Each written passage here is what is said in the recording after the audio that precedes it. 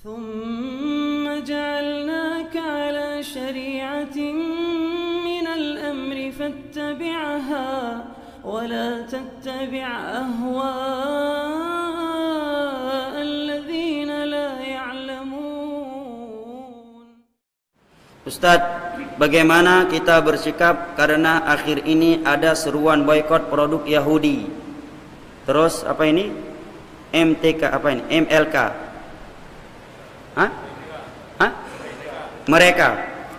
Mereka menolong saudara kita di Palestina. Sedangkan hari-hari ini semua yang kita pakai produk Yahudi semua. Jazakallah khair. Sekarang kita ingin bersikap dengan perasaan atau dengan ilmu? Hah?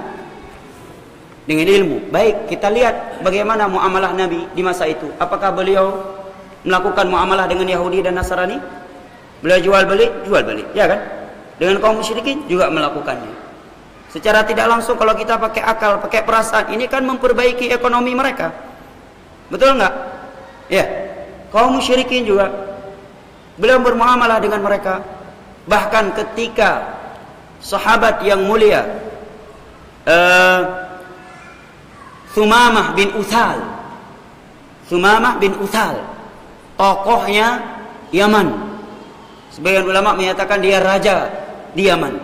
Begitu masuk Islam, yang sebelumnya buah-buahan, ya, pangan orang musyrik Mekah itu dikirim dari Yaman. Begitu beliau masuk Islam, beliau putuskan. Kata Nabi, jangan sambung lagi. Tetap kirimkan pangan buat mereka. Ya. Ini kata Nabi SAW. Tunggu, belum selesai jawaban. Oh Yahudi lah kau. Ya, jangan mudah sekali politisir. Ya, ini sekarang kita ingin ilmiah. Ya. Dan saya yakin orang yang menyuarakan boikot produk Yahudi ini naiknya Toyota juga dia. Kalau nggak Toyota, Honda. Jepang sama Yahudi apa kurang samanya? Ya, atas nama non-muslim mereka bersatu padu di dalam membantai kaum muslimin.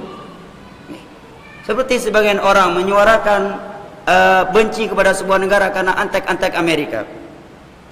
Anteknya Amerika, tapi pakaian dia seperti orang Amerika, bukan seperti orang muslim. Ya, nonton film Amerika. Ya, bahasa Amerika. Pelajaran sekolah pelajaran dari Amerika. Ya. Banyak produk Amerika dia pakai, iPhone dia pakai. Ya. HP juga dia pakai. Tapi benci Saudi Arabia. Kenapa? Antek Amerika. Tapi ngaya madum Amerika.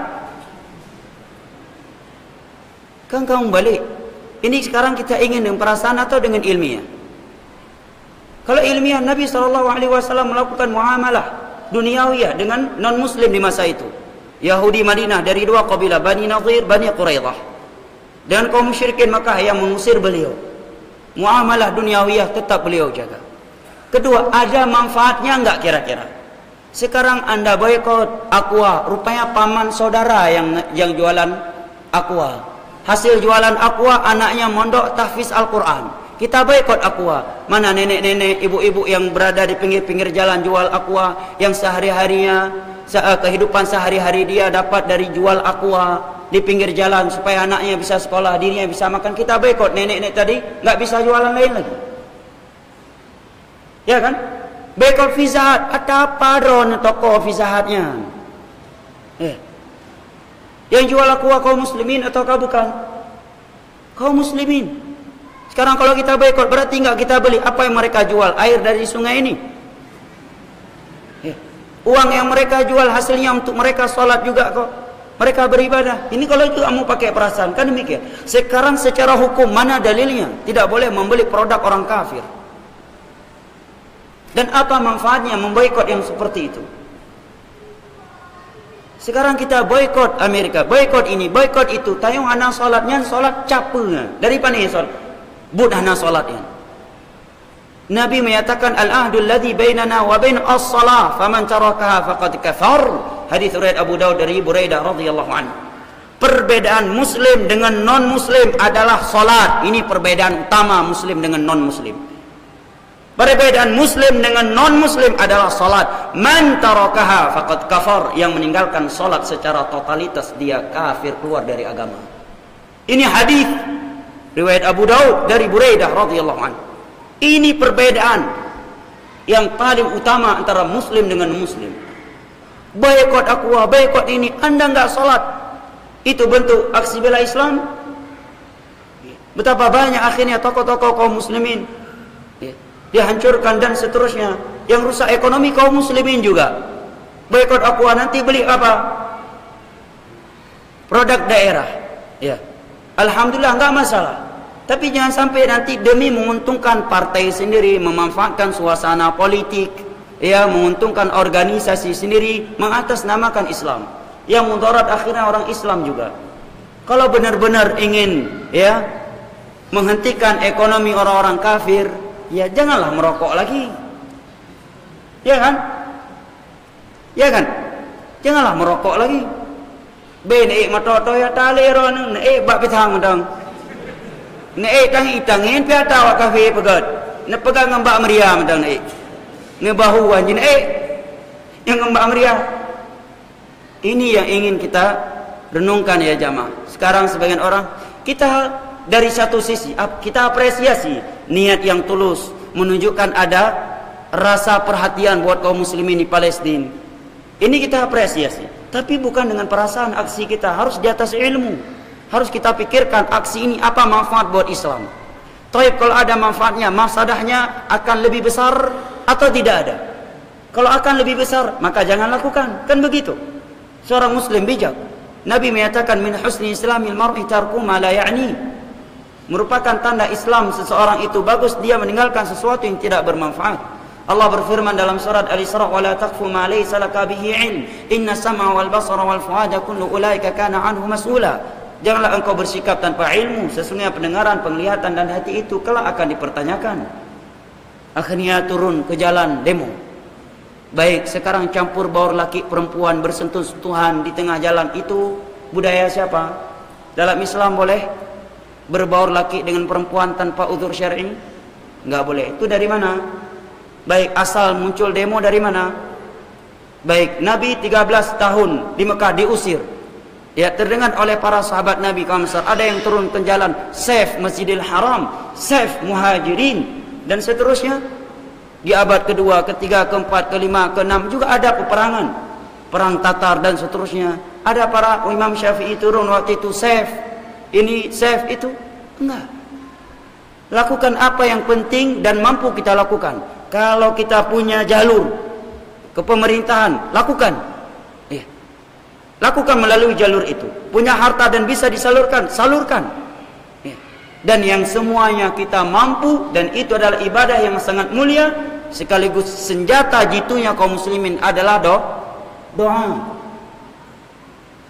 Berdoa-doa sabi. Dari awal kan dah doa fatwa jihad 3. Pai berawat jihad juga rot pin hanan berangkat. Mu masjid anak truk iban dapat pakai jihad. Ya. Sebagian orang jihad meletus bom duluan dia yang lari. Ya. Ke masjid enggak mampu bangun subuh, udah yakin saya enggak akan bisa dia berangkat jihad. Dia kira jihad itu mudah apa? Ya. Kalau lihat lagi latihan dia enak, perang tamtum. Ya. Ketika latihan perangnya Masya Allah. Coba kalau betul-betulan jadi kontak senjata, nggak ada yang kepala yang ke atas, semua ke bawah nembaknya, betul nggak? Jujur aja, nggak usah bohong, ya kan? Nggak ada yang tuk begini, kecuali saya lihat dengan mata kepala di Arab, di Yaman, berdiri mereka, Allahu Akbar, begitu. Dan padang pasir, nggak ada tempat persembunyian. Kalau di Indonesia perang kepala ke bawah, ya Pak, ada juga. Ini dia kira jihad masalah gampang. Kalau iman nggak kuat, nggak ada cerita bisa berangkat jihad. Dan jihad pun ada ketentuan-ketentuannya. Nabi 13 tahun di Mekah. Apa Nabi kurang berani? Beliau tidak berjihad.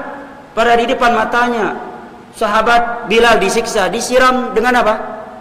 Timah yang meleleh. Sahabiah Sumayyah ditombak kemaluan dia dengan pelepah kurma oleh Abu Jahal di depan mata beliau. Iya. Yasir dimutilasi sampai mati syahid di medan dakwah di depan mata beliau. Bilal ditelanjangi, diludahi, ditendang di depan mata beliau. Apa yang Nabi katakan kepada Sumayyah? Sabran ala Yasir fa inna maw'idakumul jannah. Sabar wahai keluarga Yasir, surga adalah janji Allah untuk kalian. Ini ingin mendidik kita bahwa Islam agama ilmiah, bukan agama yang konyol. Padahal berani, apa kurang beraninya Nabi? Kalau Nabi berperang kan malaikat pada turun. Umar udah masuk Islam, Hamzah udah masuk Islam. Padahal kalau Nabi mau, Umar, waduh malam, ulai Abu Lahab. Rana, Hamzah, urutan Rana juga Abu Jahal. Ya, enggak rupanya. Ya kan? Beliau ingin mendidik ketika seorang lemah, bersabar. Kapan ada ijazah? Ketika beliau sudah di Madinah, kekuatan kaum muslimin sudah sangat kuat, akidah mereka sudah lurus. Ini bagaimana dibawa jihad? Dia masih pakai jimat, salat enggak. Perang Badar 300 orang jumlah para sahabat Nabi tanpa senjata yang lengkap, berlawanan dengan 1000 lebih kaum musyrikin yang ahli perang dengan perlengkapan senjata yang cukup lengkap. Siapa yang menang? Para sahabat Nabi menang. Apa yang dilakukan oleh mereka? Satu malam mereka solat tahajud, dan disebutkan oleh sahabat Ali, Nabi solat tahajud sampai masuk waktu subuh. Solat Nabi. Malamnya hujan, besoknya tanah becek. Bayangkan senjata nggak ada, tanah becek karena tadi malam hujan. Kaum muslimin punya panah, punya pedang, punya tombak, punya kuda, punya onta. Berkat apa? Doa ya jamaah. Tapi perang Hunain jumlah kaum muslimin beribu-ribu, jauh lebih banyak dari jumlah kaum musyrikin. Allah kalahkan, Allah abadikan sebabnya dalam surat At-Taubah. Wa yawma Hunainin idh a'jabatkum kathratukum falam tughni 'ankum syai'a wa dhaqat 'alaykumul ardu bima rahubat. Dan ingatlah perang Hunain tatkala jumlah kalian yang banyak membuat kalian ujub, akhirnya Allah timpahkan kelelahan pada kalian. Pendidikan tauhid sangat penting. 13 tahun Nabi luruskan perkara tauhid, luruskan perkara akidah. Dan jihad pun amalan besar, ada syarat-syaratnya, ntar ada izin dari pemerintah setempat, ya, dan seterusnya. Sekarang memboikot seperti ini, apa manfaatnya? Mudaratnya kaum muslimin juga, ya kan? Mudaratnya kaum muslimin juga, nggak ada manfaatnya. Yang boikot produk Amerika, menahan di Subang Loka, pio le, menyebar ke warung kopi, bukan ke masjid masuknya. Kan ini juga disayangkan, walaupun ada juga yang salah. Tapi sekarang ini ilmiah, ini apa hukumnya? Yang menyatakan ayo boikot, mana dalil dari Al-Quran dan hadis? Ini yang paling penting. Bahkan Nabi melakukan muamalah duniawiyah dengan non-muslim di masa itu, karena memang nggak ada manfaatnya. Kecuali memang kalau negara yang menyuarakan, nah itu ada manfaatnya, karena bisa diterapkan. Tapi kalau oknum masyarakat, bisa dia tutup pelabuhan-pelabuhan Indonesia? Nggak bisa kan? Jadi kan nggak ada manfaat. Coba kayak Raja Faisal waktu itu, ya, menyuarakan boikot Amerika, ya, dan beliau menyatakan siap cuma makan minum air zam-zam dan kurma, nggak dikirim minyak. Krisis langsung Amerika. Sampai-sampai anak paman keponakannya yang sekolah di luar negeri pulang, rupanya sudah dicuci otaknya. Mendekat dari Raja Faisal, tembak, tung, mati di tempat Raja Faisal, dibunuh oleh ponakannya. Ini benar-benar menerapkan krisis Amerika waktu itu. Minyak nggak dikirim lagi mas Saudi. Ini benar-benar diterapkan. Tapi kalau oknum masyarakat yang menyuarakannya, bisa nggak dipraktek? Nggak ada kan? Ya, nggak ada manfaatnya, kosong. Nah.